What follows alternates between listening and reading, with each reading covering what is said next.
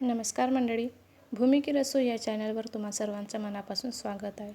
तर आज आपण मस्त चटपटीत आणि खमंग अशी टोमॅटो चटणी बघणार आहोत. तर व्हिडिओ शेवटपर्यंत नक्की बघा. व्हिडिओ आवडल्यास लाईक करा, शेअर करा आणि सबस्क्राईब करायला विसरू नका. चला तर मग व्हिडिओला सुरुवात करूया. तर चटणी करण्यासाठी आपल्याला सर्वात प्रथम एका कढईमध्ये 5 ते 6 लसणाच्या पाकळ्या, 2 ते 3 हिरव्या मिरच्या आणि 3 ते 4 लाल मिरच्या अगदी 2 ते 3 मिनटं छान परतून घ्यायचं. नंतर त्यामध्ये 2 बारीक चिरलेले कांदे अगदी तांबूस कलर येईपर्यंत परतून घ्यायचं.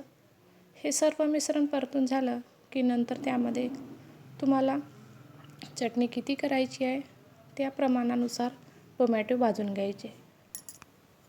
तर अशा प्रकारे अगदी टोमॅटो स्मूथ होईपर्यंत, छान सॉफ्ट होईपर्यंत आपल्याला टोमॅटो छान भाजून घ्यायचे आहे. तर तुम्ही इथं बघू शकता सर्व मिश्रण छान भाजून झालेलं आहे आणि आपल्याला हा सर्व मिश्रण छान मिक्सरला बारीक करून घ्यायचं आहे. नंतर पुन्हा कढईमध्ये तेल घेऊन त्यामध्ये जिरं आणि मोहरी टाकून आपण जे वाटण तयार केलं ते वाटण अगदी छान कढईला तेल उतेपर्यंत आपल्याला पुन्हा वाटण छान परतून घ्यायचं आहे.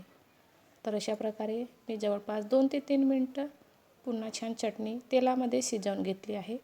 नंतर यामध्ये आपल्याला हळद, तिखट, मीठ आणि गरम मसाला टाकल्यानंतर आपल्याला यामध्ये बारीक चिरलेला कोथिंबीर आणि चवीनुसार मेथी टाकून अगदी आपल्याला सर्व मिश्रण छान एकजीव करून घ्यायचं आहे. तुम्ही तुमच्या आवडीनुसार कोथिंबीर आणि मेथीचा प्रमाण कमी जास्त करू शकता.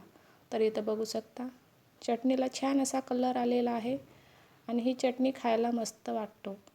तर अशा प्रकारे आपल्याला चटणी पुन्हा जवळपास 5 ते 6 मिनटं शिजवून घेऊया.